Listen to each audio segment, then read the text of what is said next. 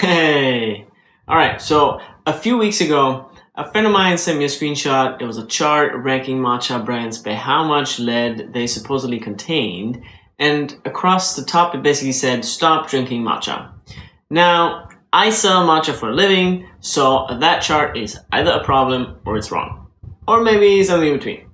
And I didn't want to guess, so I went and read the actual science. What I found is a little calming and honestly more interesting than either side of this argument will tell you. My name is Christian. I run a tea brand called OnewithTea, and in the next few minutes, I want to give you three things plainly. Whether there's actually lead in matcha and why, what the real numbers say when you put them next to the safety limits, and how to drink matcha with peace of mind, which turns out to be a sourcing question, not a fear question. All right, let's dive in. So why matcha specifically? And here's the thing that, in my opinion, or in generally, here's the thing that makes matcha different. And it's true, almost every plant grown in soil takes up tiny traces of metals. Lead is in soil, it's in dust, it is settled out of the air for decades, when the world still burned leaded gasoline. Tea is especially good at pulling it in because it grows in acidic soil and it has a lot of leaf surface to catch what's floating around.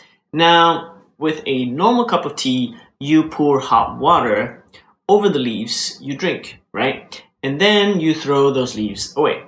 And something like this, right? And most of that lead, researchers at Northwestern showed this just last year, stays locked in the leaf you discard. Now, with matcha, as you know, it's different because we ingest the whole leaf, right?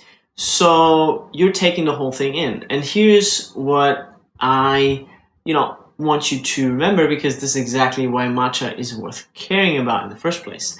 That intimacy with the whole leaf is the reason matcha is so rich, so full, so alive, full of antioxidants, because you're ingesting the whole leaf, right? And the same thing that makes it special is the reason also the sourcing matters. Where is the source? Where does it come from? And you can't separate those two. So the question was never, is matcha bad? The question is rather, where did this leaf grow and who's watching out for it? Okay?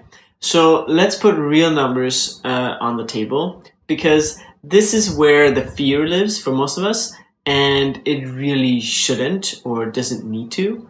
California has actually the strictest lead rule in the food world. It's called Prop 65, and the limited uses is half a microgram a day. Half a microgram. Right? So that number is set roughly 1,000 times below the levels of actually linked to harm, and it is labeling trigger. It's more of a labeling trigger, not a danger line, right? So that distinction is the whole ball game. So remember that as we go along.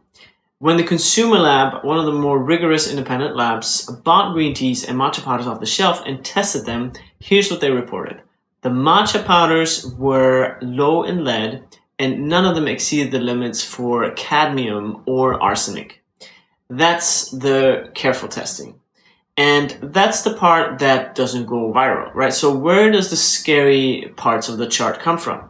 Mostly from one independent tester who's doing a real service raising the topic, but who measures tea against the limits we set for baby food, for infants under 2. And by that yardstick, almost any plant grown in soil looks alarming, right? So it's not wrong to be cautious, it's just the wrong ruler for an adult drinking a small bowl of tea. So let me give you the comparison that made this click for me. Consumer Reports tested dark chocolate. 43% of the bars came in over that same strict California limit, almost half. And nobody's telling you to stop eating chocolates, because their own scientists pointed out that you'd have to eat enormous amounts to get anywhere near actual harm. So trace lead in chocolate, in spinach, in root vegetables, in spices, it is in all of those, right? So detectable is simply not the same word as dangerous, right? So where it grows actually matters, right? And that's where the turning point is. Like, this is the part I actually care about as someone who, buys and sources this tea. Like, where matcha is grown is not a marketing detail. It's the single biggest lever on what ends up in your bowl, right? There's a large study out of China, more than 1,000 tea samples, that found about a third of them went over China's own leaf limit for lead. And the levels tracked with industrialization, roadside air, soil, that's more acidic, right? Region, soil, and air. That's those three components. That's kind of the recipe for what's inside the leaf, right? And now, I have to be honest with you, because in a way that doesn't really help my own sales pitch, right? You'll hear brands say, ours is Japanese, so it's clean. Ours is organic, so it's clean, which we do actually have a, organic matcha in our lineup. But, it's a little bit different. So you have to look into that. Organic certification is about how the plant is farmed, not about lead, right? Because lead comes from the soil and the air, not from the pesticide. And there's actually research where Japanese grown tea actually came in higher for lead than other origins. So, it depends, on the region and really the source where it comes from.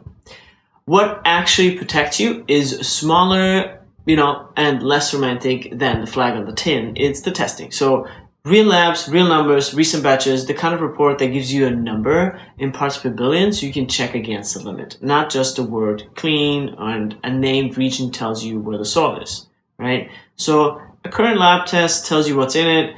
Those two together are worth more than any adjective on the front of the package. Now, what do you actually do with all this? Like, it's simpler than the internet makes it sound. First, the amount. You're drinking a small bowl, a couple grams, about half a teaspoon. Like, dose is what matters, right? The dose is what makes the medicine, is what they say, and not whether a lab can detect a trace, right? And the in a sane daily bowl sits in a very different world than a chart designed to scare you. So, secondly, buy from people who test and show their work, not lab tested in vague letters on the box, but actual numbers, a named lab, a recent batch. If a company tests its tea regularly and will show you the report, that tells you something about how they think about everything else too. Third, care about region and the way you'd care about it with wine or olive oil, right? Like, where it grew is information. It's a vague product of more than one country is also information, but just the other kind of information, right? So that's pretty much it. That's the whole play here. Pay attention to where it comes from and whether anyone's actually checking it, which, if you've watched anything else I've made, you'll know is the same quiet thing I keep coming back to. Tea rewards your presence, your attention, and if you care about the sourcing, you will be rewarded as well in your cup. So lead and matcha isn't a scandal. It isn't nothing. It's not that it's non-existent. It's a reason to know where your tea comes from and really care about sourcing. And that's a good thing to be asked, not a scary one. So tomorrow morning, when you whisk your bowl or drink your tea, drink it slowly and, start thinking about where things come from.